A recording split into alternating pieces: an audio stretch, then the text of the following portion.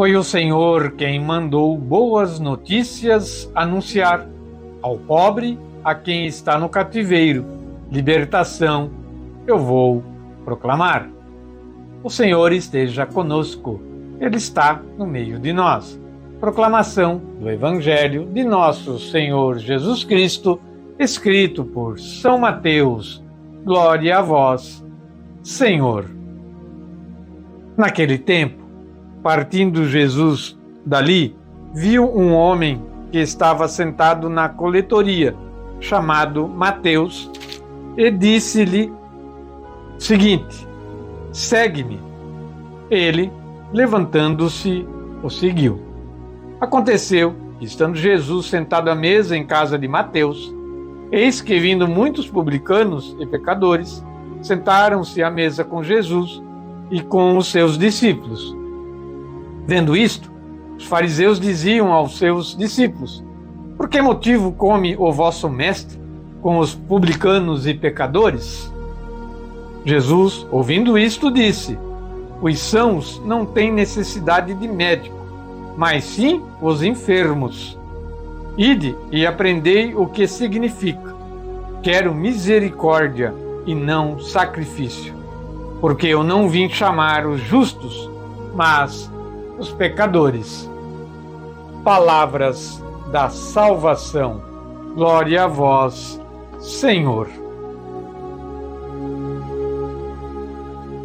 O texto é curto, mas muito significativo. Vamos ouvir o que diz deste texto, o nosso catecismo da nossa Santa Igreja Católica. Parágrafo 587. Se a lei e o templo de Jerusalém puderam ser ocasião de contradição entre Jesus e as autoridades religiosas de Israel, o seu papel na redenção dos pecados, obra divina por excelência, foi, para essas autoridades, a verdadeira pedra de escândalo. No parágrafo 588, Jesus escandalizou os fariseus por comer com os publicanos e os pecadores, tão familiarmente como com eles. Contra aqueles que se consideravam justos e desprezavam os demais, Jesus afirmou: eu não vim chamar os justos, vim chamar os pecadores, para que se arrependam. E foi mais longe, afirmando diante dos fariseus que, sendo o pecado universal, cegam-se a si próprios aqueles que pretendem não precisar de salvação. Ao parágrafo 589, Jesus escandalizou, sobretudo, por ter identificado a sua conduta misericordiosa para com os pecadores com a atitude do próprio Deus a respeito dos mesmos. Chegou até a dar a entender que, sentando-se à mesa dos pecadores, os admitia no banquete messiânico. Mas foi muito particularmente ao perdoar os pecados que Jesus colocou as autoridades religiosas de Israel perante um dilema. É que, como essas autoridades justamente dizem, apavoradas, só Deus pode perdoar os pecados, é que causa esse espanto.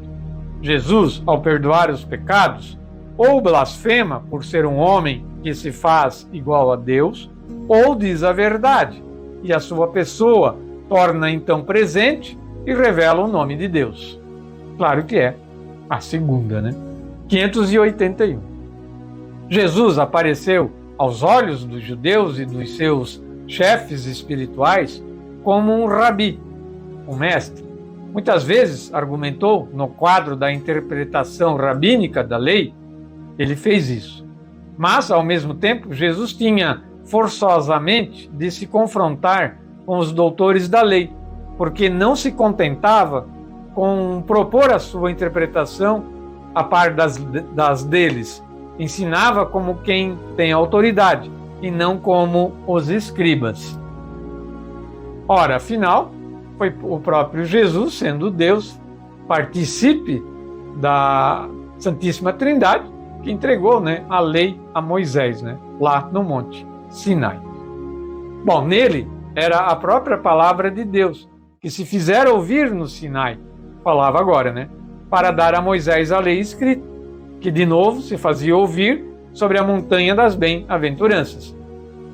Fica claro, né, do porquê que Jesus tinha tanto entendimento da lei que ele mesmo entregou a Moisés. Né? Esta palavra de Deus não aboliu a lei, mas cumpriu-a ao fornecer de modo divino a sua interpretação última. Ouvistes o que foi dito aos antigos. Eu, porém, digo-vos, com esta mesma autoridade divina, desaprova certas tradições humanas dos fariseus, que, na verdade, anulam a palavra de Deus.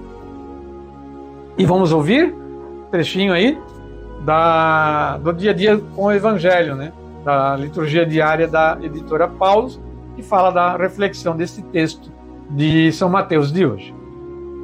Jesus chama para o seu grupo de discípulos um cobrador de impostos. Ora, os cobradores de impostos estavam a serviço dos ocupantes romanos e muitas vezes cometiam abusos e exploravam o povo.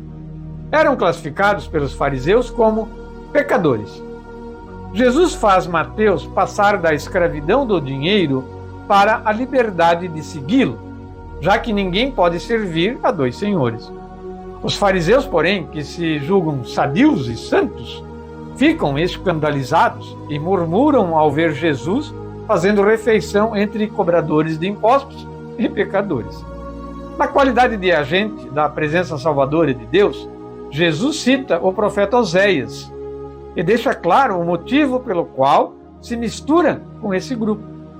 Vão e aprendam o que significa: quero misericórdia e não sacrifício. Eu não vim chamar justos, e sim pecadores. E nós, como estamos nesse quesito? Estamos entregando misericórdia ou apenas sacrifício?